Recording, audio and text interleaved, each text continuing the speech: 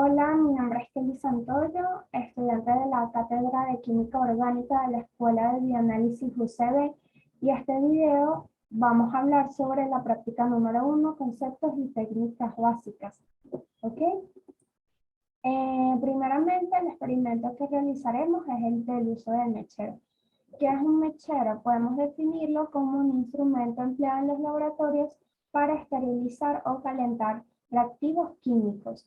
Entre sus partes tenemos una base, tenemos una manguera por la cual entra el gas, casi siempre este gas es el gas metano o butano, son los más usados. Tenemos una ventana donde podemos regular la entrada de aire, un tubo vertical que tiene una abertura donde sale la llama. De la llama podemos tener varias partes. La primera es la zona oxidante, que es de color violeta. Tenemos la zona más caliente, que vendría siendo esta de aquí.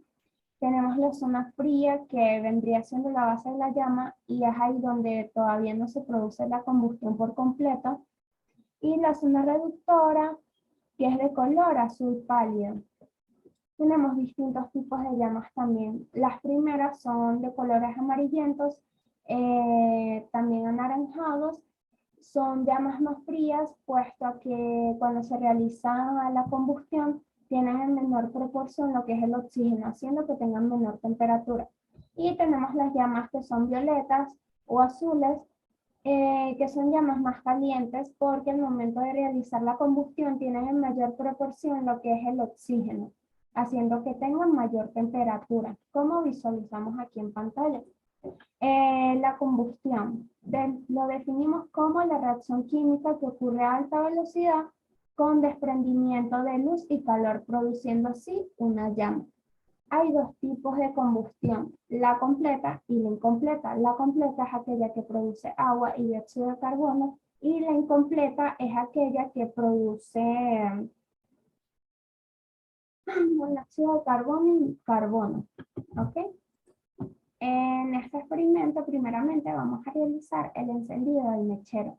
Primero debemos asegurarnos que la válvula que permite la entrada de gas esté completamente cerrada. Vamos a encender un fósforo, lo vamos a acercar al final del tubo donde saldría la llama y vamos a ir abriendo lentamente lo que es la entrada de gas y va a producirse la llama.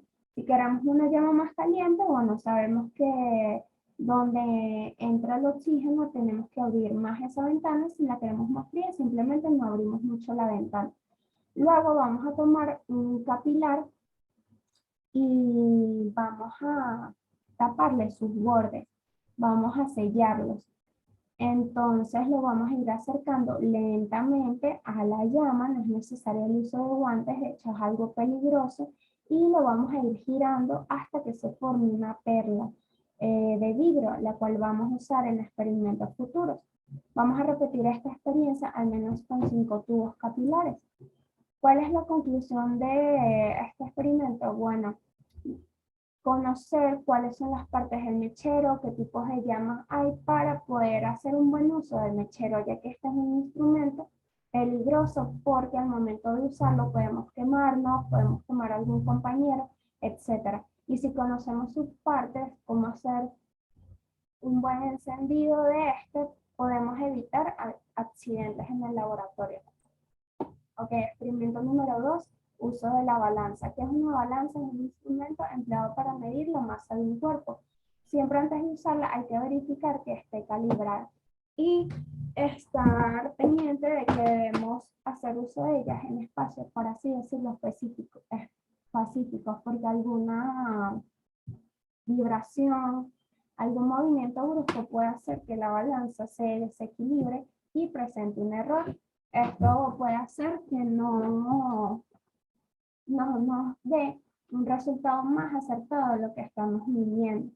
Por lo menos aquí tenemos el platillo de la balanza, tenemos el brazo, en uno de los extremos del brazo están unos tornillos con los cuales podemos calibrarlos. ¿Ok? Pasos del experimento. Primero determinamos la apreciación de la balanza.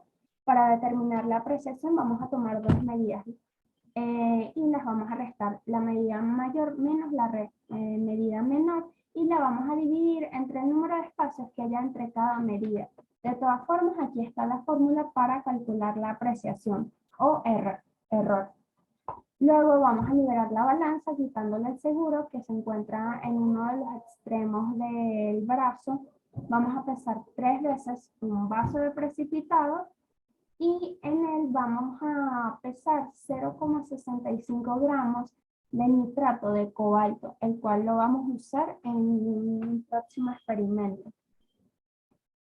¿Cuál es la importancia de esta experiencia? Bueno, poner en práctica el buen uso de la balanza, conocer sus partes para saber cómo calibrarla y también destacar que es importante el cálculo del error respectivo, el cual nos ayudará a tener una medida más acertada.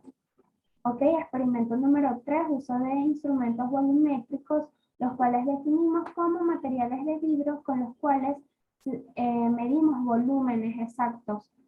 Los instrumentos que vamos a usar es el cilindro graduado, la pipeta graduada y la pipeta volumétrica. Ok.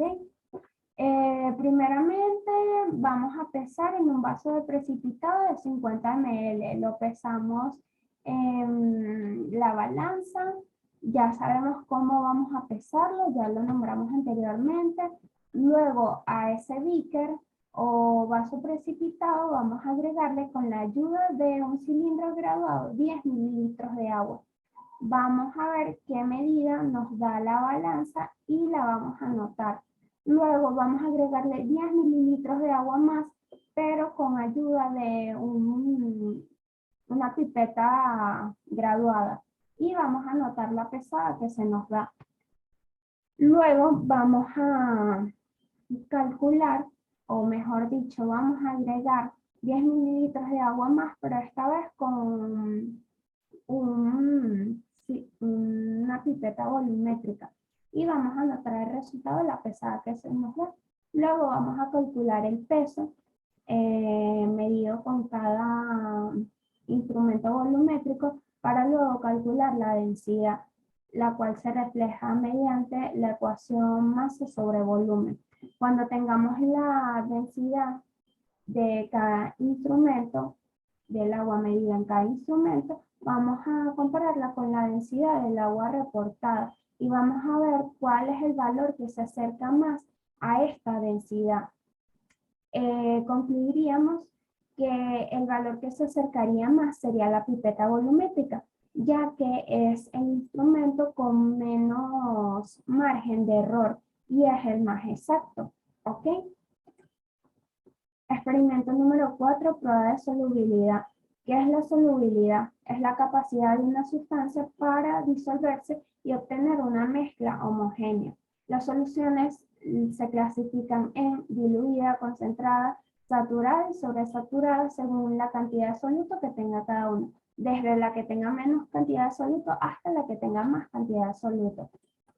Tenemos dos tipos de mezclas, las heterogéneas, que sus componentes se distinguen fácilmente, y las homogéneas cuyos componentes no se distinguen a simple vista. Y bueno, tenemos algunos tipos de separación de mezclas como la decantación, la filtración, evaporación, etc. En este experimento vamos a tener dos partes. En la parte A vamos a tomar nitrato de cobalto que medimos anteriormente con la pesa y lo vamos a dividir en dos porciones. La primera la vamos a mezclar con agua destilada. Vamos a ver que se produce una mezcla de tipo homogénea, ya que la sal, que es el nitrato de cobalto, se disuelve fácilmente en agua y podemos separar esta mezcla mediante la evaporación o destilación. Luego, la otra porción de nitrato de cobalto la vamos a diluir o la vamos a mezclar con 3 mililitros de cloroformo y se va a producir una mezcla de tipo heterogéneo, ya que la sal no es polar, por lo tanto no se diluye, perdón, ya que la sal es más polar, pero no se diluye con el cloroformo y podemos separar esta mezcla mediante la filtración. Luego vamos a tomar naftaleno. La primera porción de naftaleno la vamos a mezclar con 3 mililitros de agua. Vamos a tener una mezcla de tipo heterogénea, ya que el naftaleno no se divide, no se disuelve, mejor dicho, en agua, ya que el agua es polar y el naftaleno es no polar. Podemos dividir o separar esta mezcla mediante la evaporación o destilación. Luego la otra porción de naftaleno la vamos a diluir con 3 mililitros de cloroformo. Vamos a obtener una mezcla de tipo homogéneo y podemos separar esta mezcla mediante filtración. Bueno, ya concluimos que esperaríamos de cada experiencia, obtener mezclas tanto homogéneas como heterogéneas y saber cómo podríamos separarlas. Experimento número 5, determinación del pH. El pH es la medida de acidez o alcalinidad de una disolución acuosa. Según la escala, el número 7 es para un pH neutro, por debajo del 7 es para un pH ácido y por encima del 7 para un pH básico o alcalino. Esta experiencia se va a dividir en tres. En la primera vamos a colocar en un tubo de ensayo 1 mililitro de agua destilada y determinamos el pH. Para eso vamos a colocar en un libro de reloj un pedacito de papel indicador de pH. Vamos a tomar una varilla de vidrio y la vamos a humedecer con agua destilada y luego esa varilla va a humedecer lo que es el papel. Por la naturaleza del agua esperamos que el papel se torne de color verde, indicándonos así que tiene un pH neutro, perdón, es de naturaleza neutra, ¿ok? Luego vamos a repetir el procedimiento, pero con ácido clorhídrico. Por lo tanto, esperaríamos, debido a la naturaleza de la solución, que sea el papel se torne de colores anaranjados, rojizos, indicándonos así que tiene un pH ácido. Luego vamos a repetir este procedimiento, pero con hidróxido de sodio al 10%.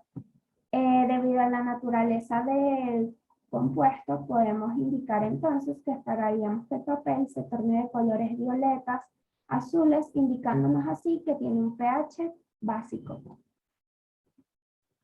Ok, experimento número 6, reacciones ácido-básico. Cuando se mezcla un ácido y una base, se produce una sal. El catión del hidrógeno del ácido se combina con el anión del grupo hidroxilo de la base, también formando agua.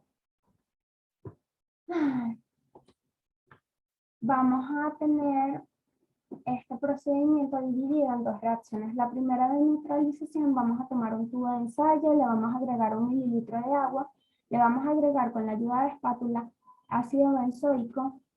Vamos a ver que se va a producir una mezcla heterogénea, por lo tanto le vamos a agregar 1 mililitro de hidróxido de sodio para producir así una mezcla homogénea. La producción de una sal que vendría siendo el benzoato de sodio, vamos a producir también agua debido a que es una reacción ácido básico, y como hay en gran cantidad el hidróxido de sodio, esperaríamos que sea un pH básico. Y vamos a tener la reacción de regeneración para recuperar ese ácido benzoico de la reacción anterior. Para eso primeramente vamos a agregar 0,5 mililitros de ácido clorhídrico y después vamos a agregar más ácido clorhídrico en la misma proporción. Para obtener así lo que es agua, vamos a recuperar lo que es el ácido benzoico, vamos a tener una mezcla heterogénea porque se produce un precipitado. Este precipitado se divide en el ácido benzoico. Y como hay en gran proporción ácido clorhídrico, se abrió un pH ácido. Ok, igualmente vamos a repetir este experimento, el mismo procedimiento. Tomamos un tubo de ensayo, le agregamos agua destilada, 1 mililitro, le vamos a agregar con ayuda de una espátula toluidina, y luego le vamos a agregar 1 mililitro de ácido clorhídrico, lo cual va a producir una sal, una mezcla homogénea con un pH ácido.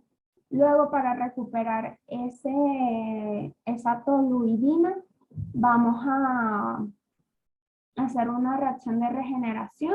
A esta mezcla le vamos a agregar 2 gotas de hidróxido de sodio y vamos a recuperar lo que es la toluidina, se va a producir agua y una mezcla heterogénea con un pH básico, ya que hay en gran proporción hidróxido de sodio. Ok, experimento número 7, separación de componentes de una mezcla. Aquí visualizamos algunas de las técnicas de separación, como nombramos anteriormente, entre ellas la cromatografía, decantación, filtración, centrifugación, imantación, etc. Vamos a preparar 3 mezclas. La primera va a ser de ácido palmítico, que es un ácido carboxílico con agua, cloruro de sodio con agua y cloroformo con agua. Y vamos a pensar cómo separaríamos cada mezcla. Debido a que el ácido palmítico y el agua forman una mezcla heterogénea, podemos separarlas mediante la filtración, con ayuda de un papel de filtro, un embudo y un vaso de precipitado. Tendríamos que quedaría en el vaso de precipitado el agua y en el filtro, en el papel de filtro, quedaría el ácido palmítico. En cuanto a la separación de cloruro de sodio y agua, como es una mezcla homogénea, podríamos separarla mediante la evaporación, perderíamos lo que es el agua, sin embargo nos queda lo que es el soluto, que es el cloruro de sodio. Y bueno, para la mezcla de cloroformo y agua, debido a que son inmiscibles porque son líquidos, podemos separarlos mediante decantación. Y bueno, culminamos con esta frase.